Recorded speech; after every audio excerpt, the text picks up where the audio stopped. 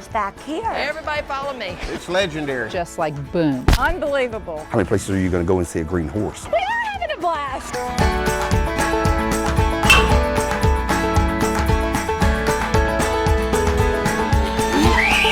Double nut mustard ketchup. This is the way we do it. Delicious. I think it's going to work out. Welcome to this special edition of the Tarheel Traveler, featuring North Carolina sports stories, many of them dramatic but not well known.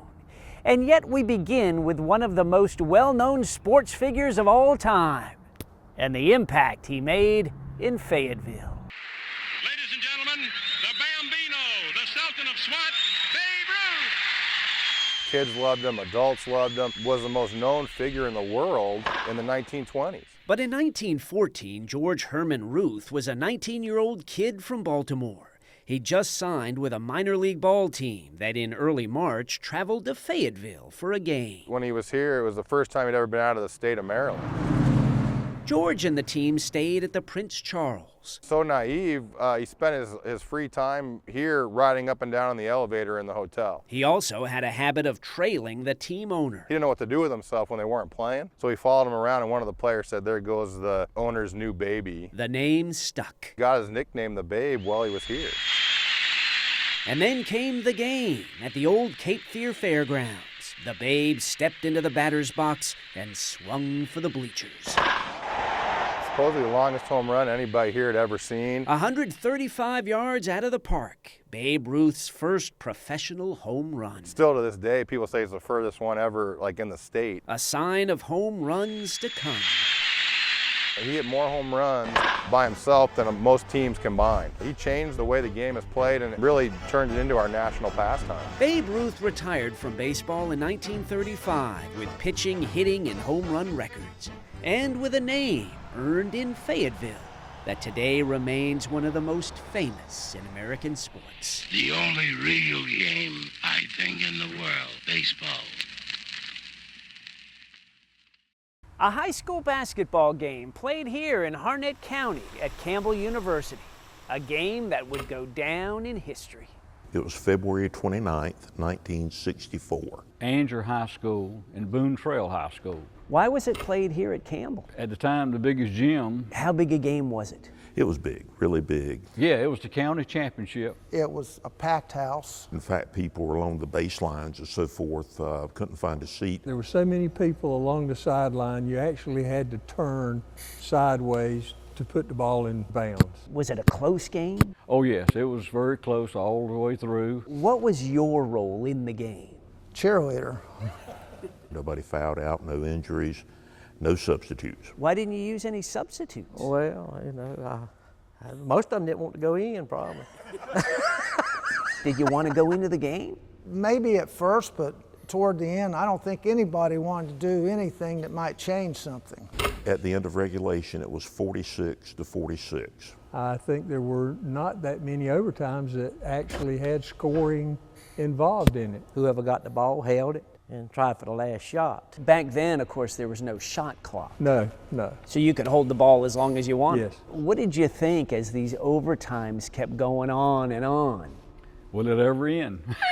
Our high school coach told me that they had actually called Chapel Hill and asked, if we don't finish before midnight, can we go on and finish the game? They were told no, they couldn't play on Sunday. No, you do not play high school athletics on Sunday in the state of North Carolina. Fortunately, the game ended right before midnight. The game came down to the 13th overtime. They got the tip and got a layup. Stewart was fouled, converted 2 free throws to make it 56-52. They made a shot at the end, but they were 4 down. And that's when the buzzer sounded, the game ended. And so after 13 overtimes, Boone Trail had prevailed 56-54. What did you think when you won? Well, we were excited. We was glad the game was over, too. Did you feel a sense of relief? Oh, yes. We were thrilled to death. Well, for them, it was probably the win, the game of a lifetime. For us, it was the loss of a lifetime. Is it the longest high school basketball game in history? As far as I know, it still stands. It's a record that I don't think will ever be broken. Regardless of who carried the big trophy home, we were all ultimately the winners because of relationships that we have developed over the years. I think we've had 3 reunions associated with it, brought it back together. It's really a big part of our history and our honor and our duty to keep its memory alive. 13 overtimes, 29 innings. A man from Charlotte played professional minor league baseball and remembers one long, long night at the ball field in 1966. It was a night just like any other night. It was hot, sultry, and typical Florida night. It was the St. Petersburg Cardinals against the Miami Marlins. Game started at 7:30. Bob Taylor grew up in Charlotte. I'd always wanted to play professional baseball. That was my dream. He played for the Cards. A farm team of the St. Louis Cardinals, of course. Sparky Anderson managed the team. The Sparky Anderson, future Major League Hall of Famer. Greatest guy in the world. I mean, he just loved to win. We scored first, and then things started to get wacky. The Marlins tied the game with a 2-run home run. That's not so unusual, except that the home run was by a pinch hitter, and the pinch hitter was a pitcher. Both teams scored in the 11th. Nobody scored after that for 18 innings. A whole string of zeros. How did you do during the game? You had to ask that, right? He went to bat 13 times and went 1 for 13. Concession stands were started to serve free hot dogs and free food. They were trying to get rid of the stuff. And still the game went on. 25, 26 innings. When it got to 27, of all things, they decided to have a picture-taking ceremony. To record the historic moment. But this was the longest game then by going into the 28th. It ended in the 29th at 2:30 in the morning. The headline says longest game ever played, and we lost it. The Cardinals lost, but the Marlins had a 5-hour drive home and a doubleheader later that day. We thought that was great. It remains the longest professional baseball game ever played in one night. To have played that game, being managed by Sparky Anderson, to realize that I'm one of 6 players in the whole history of baseball who has ever batted 13 or more times in a ball game. I mean, that's a thrill for me. I'd do it all again. All 29 innings. 29 innings again. Games and moments that go down in history, such as the moment known simply as the catch. A man from Jacksonville won't forget it. His brother made it, made the grab, the catch. Where did you and your brother grow up? Grew up in Charlotte. Dwight and Jeff. Dwight, 6 years older. Jeff, now living in Jacksonville, North Carolina. Was he a natural athlete? Amazing athlete. Dwight Clark played football at Clemson. Bill Walsh, the coach of the 49ers, had gone to Clemson to see Steve Fuller. Fuller was the Clemson quarterback. Fuller needed somebody to throw to, so he asked Dwight to go out with him.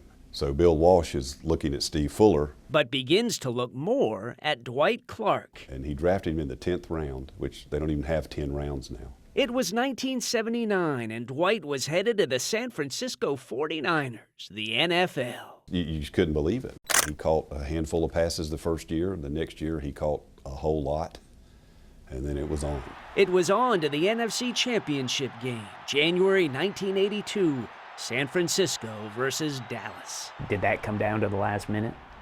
Literally 58 seconds left in the game. San Francisco has the ball, 3rd down. Sprint right option. The only time they had ever worked on that play was in the preseason, and it was just Joe and Dwight. Not one pass was right. He either threw it too low or over him. Joe Montana scrambles, looks, throws.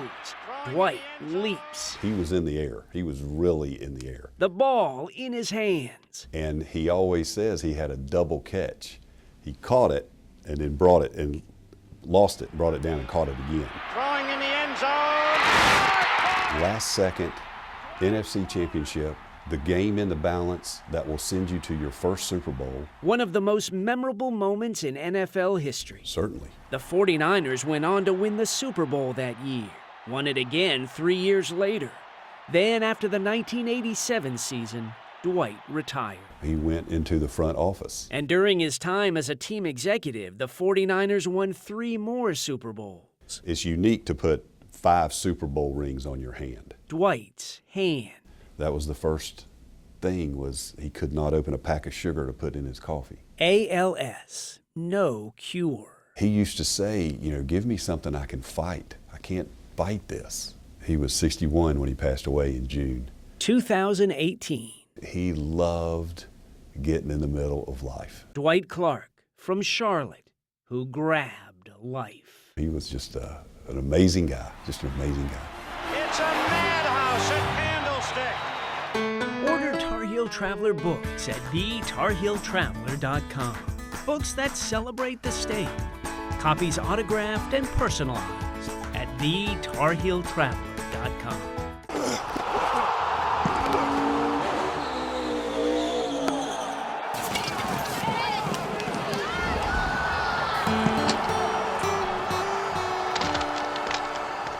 Welcome back to this special sports edition of the Tarheel Traveler, Thrills and Agonies, featuring remarkable North Carolina sports stories, including comeback wins from dazzling Globetrotters. And you just get bored and you just start working on stuff. Ant Atkinson just keeps rolling along. He's a Harlem Globetrotter, Wilson native, and Barton College hero. It's amazing. I still get goosebumps from it. I still think we're going to lose every time I look at it. Now I'm like, okay, I was in this, we don't lose. So. Barton was losing big in the 2007 Division II championship. And they're passing out their T-shirts, they're passing out the championship hats.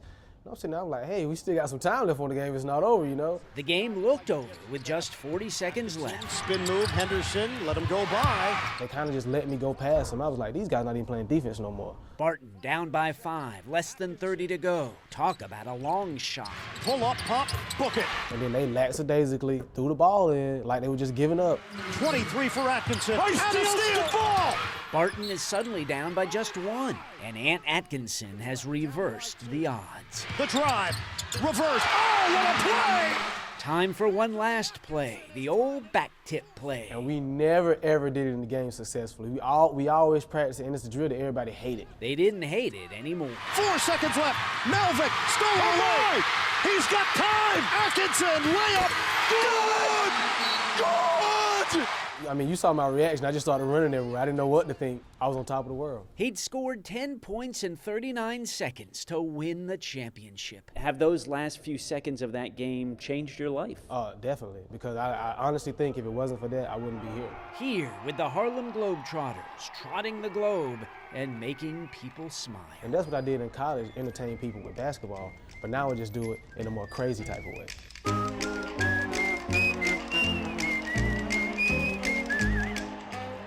November 29th, 1980, Western Carolina University, Reed Gym, an early season basketball game that helped change the game, that made college basketball history.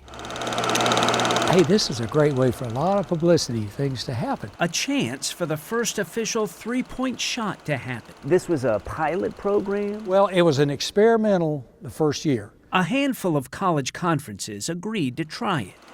That night, 2 other eligible teams had a game at 7:30. You know, we knew something was kind of special because we started the game at 7 o'clock. This will give us a 30-minute jump, move it to 7 o'clock. Western Carolina University versus Middle Tennessee State. Middle Tennessee State was ranked in the country. And Western Carolina, how good was your team that season? We were awful good.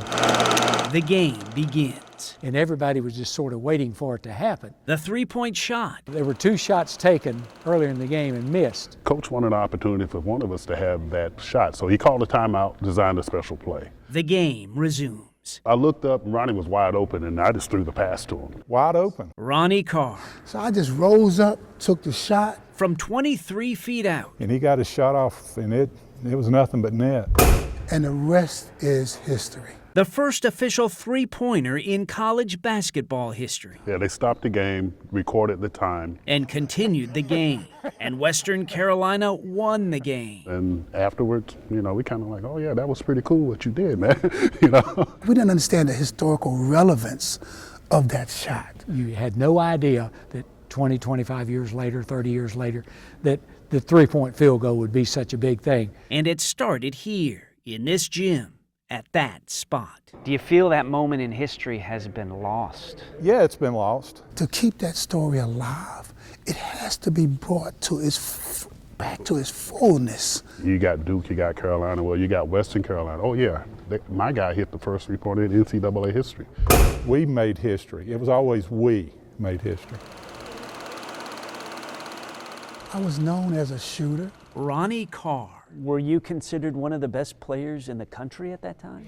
Yes, I was. He attended a basketball camp in the summer of 1982. When I was being prepared to go to the NBA. He was in Chapel Hill, driving to dinner. All I remember was seeing just a big flash of light come into my driver's side. A police cruiser smashed into Ronnie's car. Out of his jurisdiction. The officer was not hurt, but Ronnie was. How close to death were you? Very close. His basketball career was over. We're talking really about two moments that impacted your life, the three-point shot and the wreck. It changed my life. It changed my life for the better. It has allowed me opportunities to work with kids and tell people my story. To tell them about the shot he took and the shot he took. And I've learned to give back based on what has happened to me. Do you think that first three-point shot was really a little more than just about basketball? Scott, that overwhelmed me when you said that, because it was. A lot of people attempted that shot, but they didn't make that shot. An athlete not soon forgotten is one who left his mark behind the wheel. NASCAR's number 3, Dale Earnhardt from Kannapolis, a native son who left behind a grieving mother. Do you have children? Dale's mother. The hardest thing you'll ever do is lose one. Dale Earnhardt grew up in a Kannapolis neighborhood with streets named after cars. This is the house he grew up in, with the garage where his dad worked on race cars.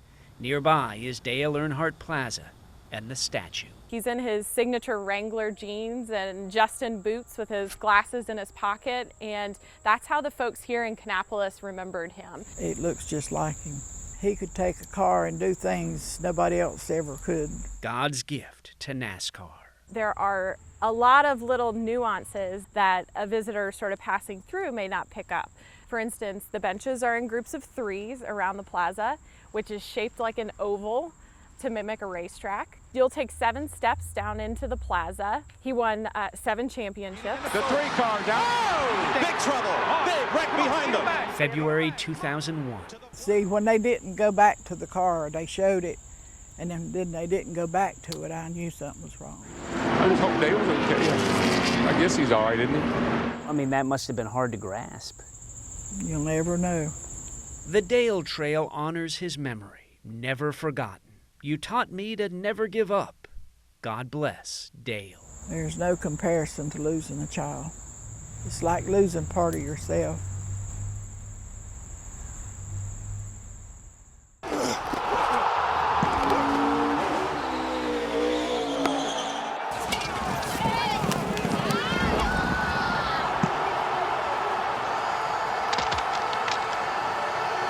Welcome back to this special sports edition of the Tarheel Traveler. To the horse track we go, one of the greatest horses of all time. From the Jackson area of Northampton County, Sir Archie. And they're off in the Kentucky Derby. The 2008 Kentucky Derby. And no, Sir Archie did not run this race. No, Sir Archie was a horse born back in 1805 in Virginia, and early on was not much of a racehorse at all. He lost his first 3 races, but then won 4 of the next 5. He was a fairly large horse and had excellent hindquarters and front quarters. That's where he got his strength from. He won many more races, including his last. He won by such a wide margin that he walked across the finish line. Sir Archie's short career was over. And no one wanted to bet against him.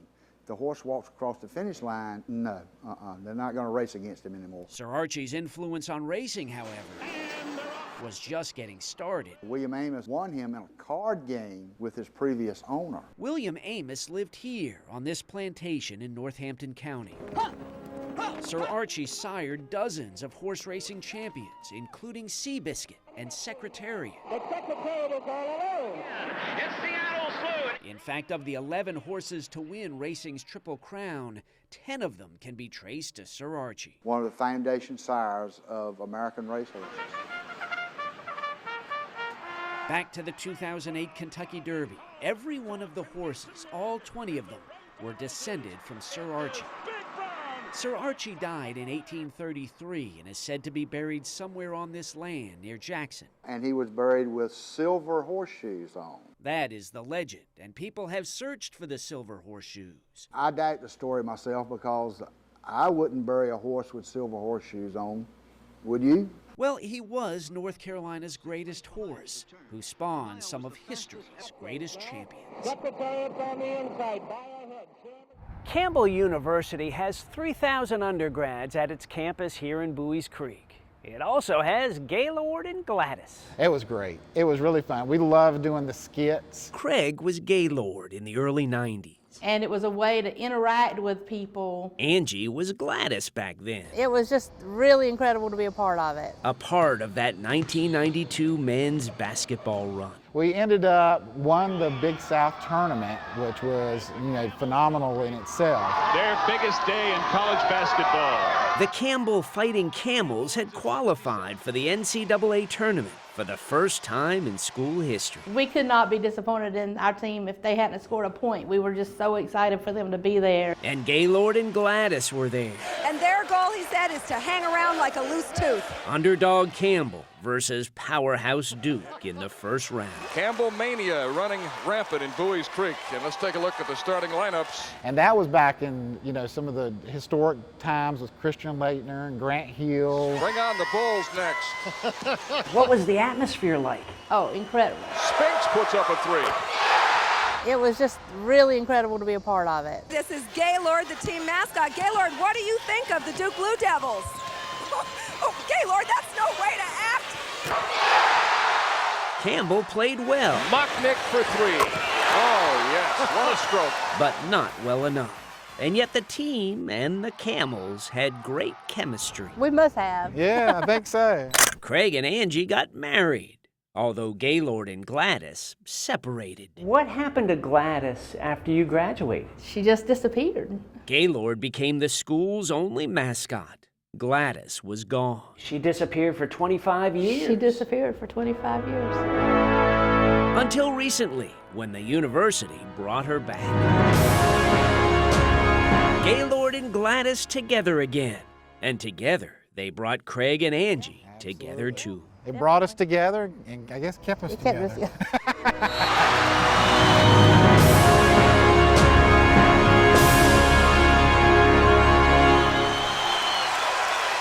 Love and sports.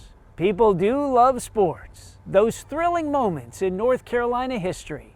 The thrills as well as the agonies. We hope you've enjoyed reliving some of them. We'll see you again next time down the road. I'm Scott Mason, the Tarheel Traveler. Order Tarheel Traveler books at thetarheeltraveler.com. Books that celebrate the state.